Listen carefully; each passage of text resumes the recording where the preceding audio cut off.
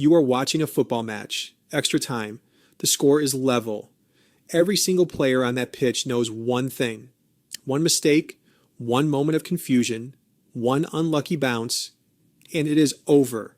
Not in 30 minutes, right now, permanently, forever. That is not drama. That was an actual rule, a rule FIFA introduced to the entire world of football, a rule they called the golden goal. And for 11 years, it quietly destroyed the game. Here is what nobody talks about. FIFA did not create the golden goal because football was broken. They created it because football was too good at surviving. Extra time in major tournaments kept ending in draws. Penalty shootouts were becoming the norm. Television networks were getting nervous. Sponsors wanted decisive moments. And FIFA, as it often does, decided to fix something that was not broken. The year was 1993. FIFA announced a new experimental rule. If any team scored during extra time, the match ended immediately. No waiting for the half to finish. No chance for the other team to respond. Goal scored, whistle blown, game over. They called it the golden goal. It sounded poetic. It felt electric. And for exactly one reason, it was an absolute catastrophe. Think about what this rule actually does to the human brain. Dr. Sian Beilock, a cognitive scientist at the University of Chicago, has spent her career studying how pressure affects performance. Her research shows that when the stakes become asymmetric, when one mistake costs everything while playing it safe costs nothing, the brain does not rise to the challenge. It retreats, it locks, it protects. Players stop making decisions and start avoiding decisions, and that is exactly what happened to football under the golden goal. Coaches began setting up in pure defensive blocks the moment extra time started. Not to win, to survive. Because surviving meant you still had a chance, attacking meant you might expose yourself to a counter. In one counter, one moment, one golden goal, and everything was gone. Players who had spent their entire careers learning how to express themselves on a football pitch suddenly found themselves paralyzed by a rule designed to create excitement. The rule had reversed the psychology of the game entirely, but FIFA did not see it yet, because the golden goal had its moment. Euro 1996, Wembley, Germany versus Czech Republic. Oliver Bierhoff, a substitute who had only come on minutes before, struck a shot that deflected and rolled into the net. Golden goal. Germany were European champions. The stadium erupted. Bierhoff became a legend.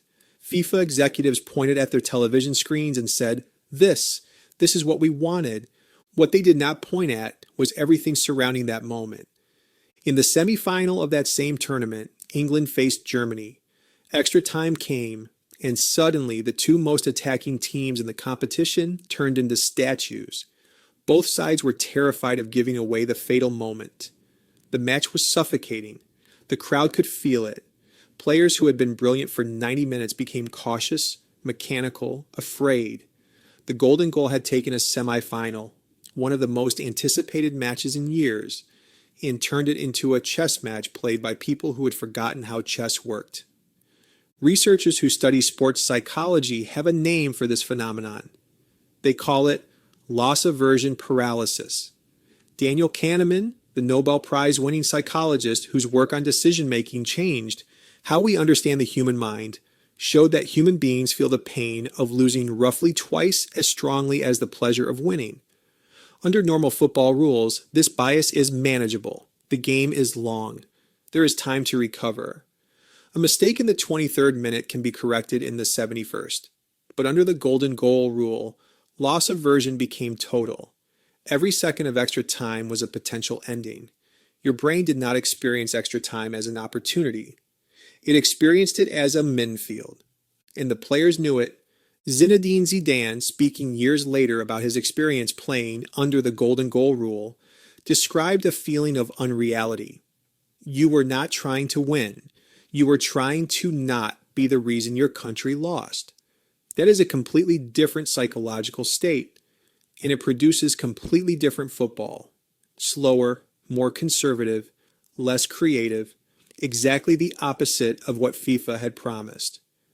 The 1998 World Cup in France saw the golden goal used again, this time in a quarter-final. France versus Paraguay.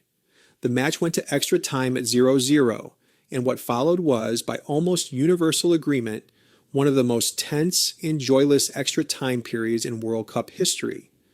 Not because the players were bad, because both sets of players were trapped. They had been given a rule that punished bravery and rewarded cowardice.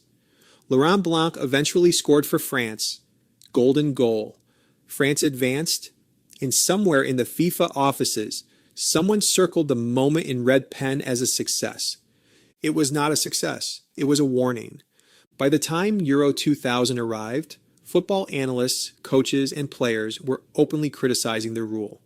Patrick Vieira called it anti-football.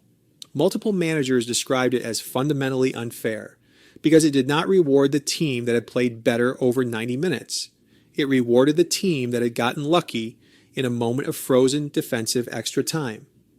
A tournament built on the greatest footballers in Europe was being decided not by skill, not by strategy, not by any quality the game valued, but by a single bounce under unbearable psychological pressure that FIFA had manufactured artificially. And then came Euro 2004, the beginning of the end. The tournament saw extra time matches that were almost painful to watch. Players visibly shrinking from the ball in attacking positions. Coaches barking instructions from the touchline not to push forward. The spectacle FIFA had tried to create had become the opposite of a spectacle. It had become a study in human fear. UEFA, European football's governing body, had seen enough. They announced that, from the 2004 European Championship onwards, the golden goal rule would be abandoned. FIFA, following UEFA's lead, quietly removed it from international football the same year. No grand announcement, no press conference, no apology, just silence. The rule that had been introduced with fanfare and described as the future of the game simply vanished, as if it had never existed. But here is what makes this story more than just a piece of football history. Here is the part that should genuinely surprise you. FIFA introduced the golden goal because they believed football fans wanted more decisive moments. What they actually created was a rule that made decisive moments rarer, uglier, and less meaningful. They tried to manufacture drama, and they ended up manufacturing anxiety. The golden goal was not a football rule. It was a psychological experiment conducted on the world's most popular sport. And the result of that experiment was proof of something Kahneman and Beilock had already told us in laboratories. Human beings under extreme asymmetric pressure do not perform better. They perform worse. They become afraid, and afraid people do not create beautiful things.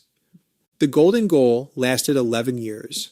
It survived 3 World Cups and 3 European Championships. It was defended by FIFA officials who pointed at individual highlight moments and ignored the suffocating texture of everything around those moments. It took coaches, players, and an entire football watching world pushing back loudly and consistently before the rule was finally killed. And tonight, when you watch a football match go to extra time, when you see players pushing forward, taking risks, trying to win, you are watching something that was nearly taken away from you, not by accident, by a committee, by people who thought they understood what made football beautiful and got it catastrophically wrong. The golden goal promised the world a golden moment. What it actually delivered was 11 years of silence, caution, and fear. And then FIFA did what FIFA always does when it gets something wrong. It said nothing and hoped you would forget.